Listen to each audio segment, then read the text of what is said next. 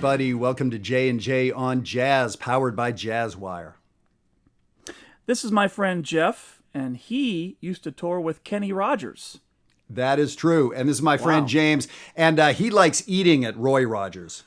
When I'm on the road on the PA Turnpike and I need a roast beef sandwich, because there are no more racks anywhere, it's got to be Roy Rogers, man. What can I say? You know?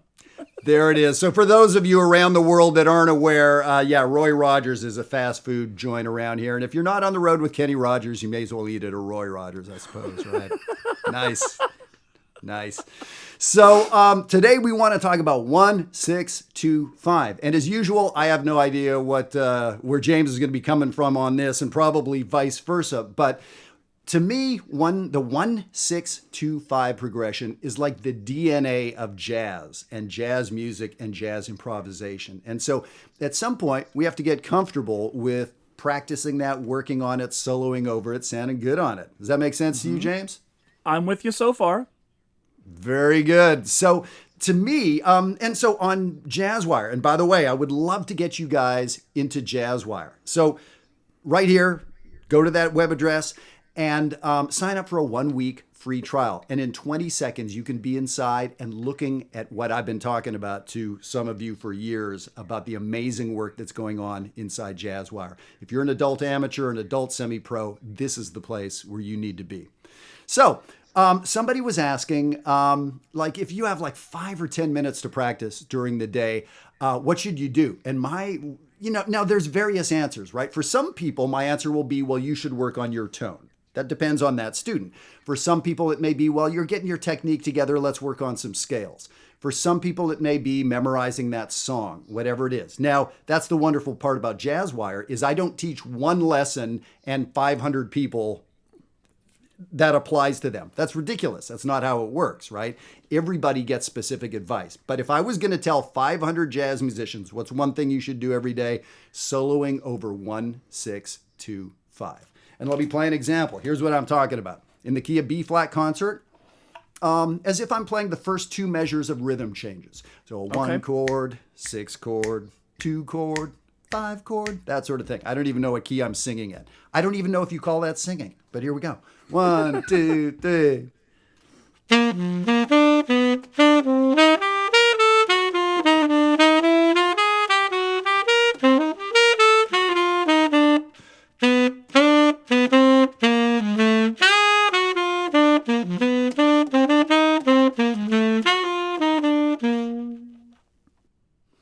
Do that for 5 minutes. And I would say that tempo or slower. Really, let it be slow. And the idea is doing it a cappella. That's another thing. I could have put on a track. I could have put on iReal Pro or whatever, but I didn't.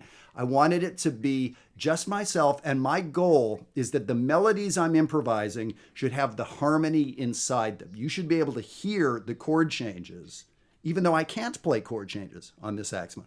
So to me, that's the goal. And when we learn to do that on 1, 6, 2, 5, the jazz world is our oyster. We can play so many tunes like that. Okay, I like this. Now, one of the things that I like to tell students to do, it's a little bit different, but it's related. So you mentioned the first 2 bars of rhythm changes, right? 2 beats per chord. Yep. I want students to stretch that out to a bar per chord. So if it's 1, 6, 2, 5, I want that to be long. 1 bar of B flat, 1 bar of G minor, or actually you were playing G dominant 7, which is what I want my students to do as well. 1 bar of C minor, 1 bar of F7. And I think what I like about that is it gives students more time to think about and hear the harmony. But it's also a good transition into having students work on 3, 6, 2, 5, which is related, right? The same sort of deal. So that's one of the things that I would say I do a little differently with my students. I think you're right when you say 5. If you got 5 minutes, and that's something, if you only got 5 minutes, do that. But there's a lot to be said for putting on a play-along track, whether it's 2 beats per chord, 4 beats per chord, and looping that thing for as long as you can stand it, right? So 20, 30 minutes, take breaks when you need to. All that stuff is good. And the other thing that I would suggest, go to any Miles recording from the 50s or the 60s a lot of the standards that band did. And you'll hear these turnarounds, these 1-6-2-5s or 2-5-3-6. You'll hear these turnarounds that'll happen at the end of choruses where they'll put tags in there. And that's another great place to go and listen to improvisers playing over those chords over and over for a long time. Yep. Or even like Coltrane, I think, took that from Miles, especially on like, But Not For Me, on My Favorite Things. Like, they play the tune with his substitutions for 6 or 7 choruses, and then there's that turnaround that happens, and it's its own tune for 5 more minutes, right? So those are 2 other directions you can go in with this idea of working on 1-6-2-5. Man, I love that. And by the way, all those were my ideas. You just said them first, which is some bull. I don't appreciate that. I was going to take credit for all that stuff you said. But I guess timing is everything, as in comedy and music, right? Well, Jeff, we listen to our listeners, and the feedback we've been getting is that you and I have been too nice to each other, so I really felt that it was important for me to undermine you early in this episode. Early and often. Well, man, yeah. Excellent work. No, man. So I love what you said. So now, in the Red community in Jazzwire, we just finished for 3 weeks working on Have You Met Miss Jones? What are the chord changes to Have You Met Miss Jones? 1 chord, 6 chord, 2 chord, 5, then what? 3, 6, right? So it's exactly what you were talking about. So if you can do where I was coming from, that's rhythm changes and the turnaround to every standard song and on and on. Long Ago and Far Away and a bazillion songs, right? And what James was talking about, well, that's Have You Met Miss Jones and Just the Way You Look Tonight and a bazillion songs. So I think I said earlier, this is like the DNA of jazz and jazz compositions. So, yeah. Hey, Jeff, one thing, and this is another just tip for students. You mentioned, I'll just go ahead and take Have You Met Miss Jones because you were just singing that. And I would call that singing. If you're looking for ways to incorporate this into your playing, let the melody of these tunes help you as well, right? Have You Met Miss Jones is a perfect melody to work on phrasing, but also making changes that are like these 1-6-2-5s. So the melody will leave some space if you're playing it right.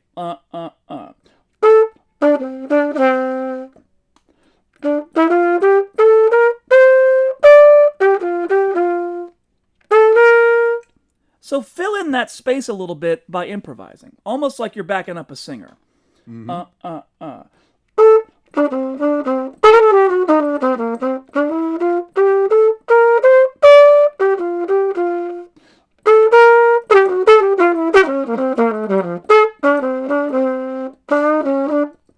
See, so let that space give you a little bit of a forum to play some ideas in. Right, and the melody will help your phrasing over changes like this. Man, that's beautiful. So let's do this. So you made an observation that I was playing a dominant 6 chord. Now let me stop here before I say any more. For some of you, we're talking in Roman numerals and we're talking numbers, and you have no idea what we're talking about. So of course, this is the kind of thing that we do at Jazzwire. If you're feeling a little alienated, this is going by kind of fast. We work with people at all levels. I want to work with you at the level you're at. So for some people that are thinking this is not for them, or they've tuned out, they like the music part, but now we're into math and theory and that's not their thing. Not true. That is something everybody can learn. And we have hundreds of people putting this together and getting so good so fast because they're finally addressing this thing that's been scary. So I just want to put that out there. So the 6 chord. So if we're in the key of B flat, I'll go back to B flat. B flat to G. That's a 1 chord to a 6 chord. So now the idea of making that 6 chord dominant is huge. And so when I see a 6 chord that's minor, most of the time I'm going to play a dominant anyway, just because that's the kind of guy I am, right? Interesting that I heard you say that, right? And there's scientific theory reasons on why that is, but our ear will tell us, oh yeah, that's what Sonny Stitt and Clifford do. So whether it's our ear or whether it's the science of tonality and secondary dominance, blah, blah, blah, at the end of the day, that chord. So now the question is, how do we get that sound, especially unaccompanied? How do we get that sound of that dominant 6 chord. 1, 2, 3.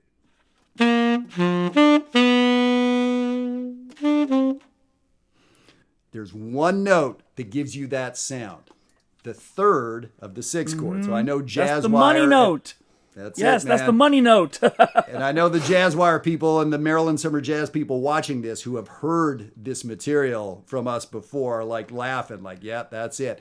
So now that's why I think this is a wonderful thing to play, because this 1-6-2-5 progression, if you have 5 minutes at whatever level you're at, you can play diatonically. You can play with the pentatonic scale and do this. But as you get deeper and try to get that harmony into your playing, problems start to come up, and that's good, right? That's what scientists do. They look for problems to solve. Scientists don't go to the lab and try to ignore problems all day.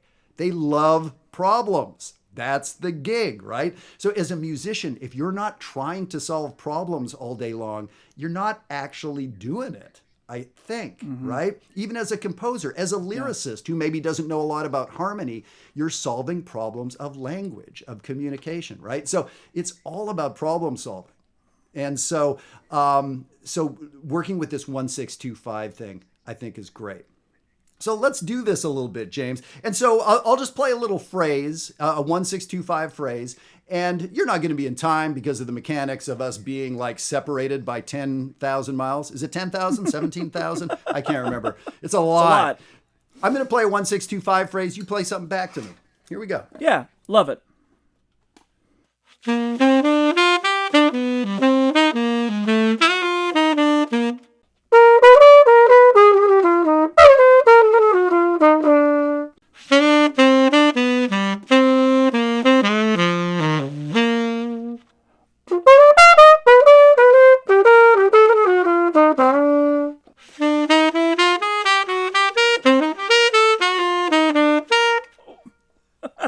That was so hip, I need a second.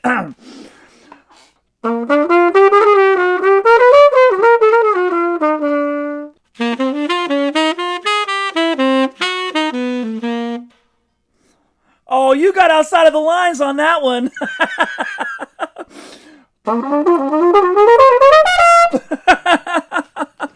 I love it. Cool. So now, for those of you out there, that is a year of work, of transcribing and learning that stuff. Now, for some of you, that it'll take a week to transcribe that. For some of you, it'll take 13 minutes. But then to get that stuff into your playing, there is so much language. I'm going to be stealing from James after I edit this video, right? And probably vice versa. The last thing I played was a Joe Henderson lick. But here's the thing. James heard, he got out of the changes. So now, one thing when I'm practicing this 1-6-2-5, I start tritone subbing some of the chords. So that lick that I did, I tritone sub the 6 and the 5. So that's where this exercise, I've been doing this for 30 years, pretty much every day, playing 1-6-2-5 just a little bit and digging deeper and deeper and deeper and deeper. So here's the thing. It maybe sounded like this was going to be a beginner sort of video or, hey, here's some good early jazz improvisation stuff. No. This is at the highest level you get to. The greatest players, you talked about Coltrane playing those vamps at the end of some of those tunes. And man, he was getting outside the changes, but still working with the changes. So I want to encourage and challenge all of you out there to do this every day for the next 10 days and see what you find. And then I want you to come into Jazzwire. Yeah. And I want you to come into Jazzwire. You know how to get into Jazzwire. Look around and let's see about doing some of this work together. So James, man, I think we can leave it there. I gotta like rewind this video and learn like the second, third one you did. Like, man, there was some good stuff in there.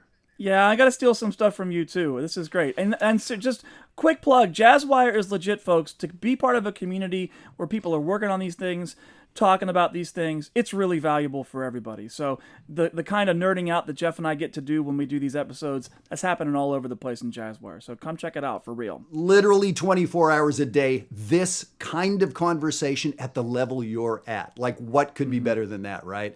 So when we come back from the next episode, James is going to sound exactly like me. I'm going to sound exactly like James. And there it is. Man, people won't be able to tell us apart. It's going to be great, except for the hair. It'll be great. Take care, everybody. See ya. All right, see y'all.